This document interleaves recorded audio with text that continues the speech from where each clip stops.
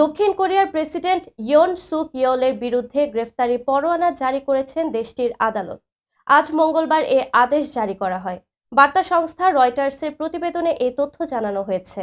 গত ৩ ডিসেম্বর সামরিক আইন জারি করার দায়ে ইয়ন সুক ইয়েলকে অভিশংসন ও ক্ষমতাচ্যুত করা হয়েছে।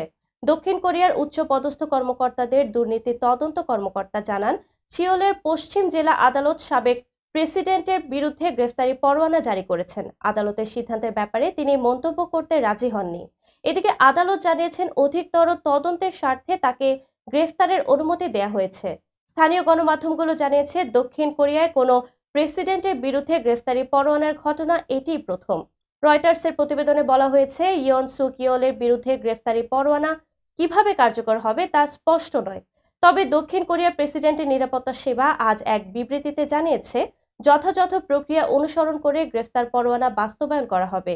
সিআইও আরও জানিয়েছে, প্রেসিডেন্টের বাসভবনে অভিযান চালানোর অনুমতি দিয়েছেন আদালত। তবে এর আগে পুলিশ চেষ্টা করেও ইয়ন সুক ইয়েলের বাসভবনে অভিযান চালাতে পারেনি। এ ব্যাপারে প্রেসিডেন্টের নিরাপত্তা সেবা পুলিশকে কোনো সাহায্য করেনি।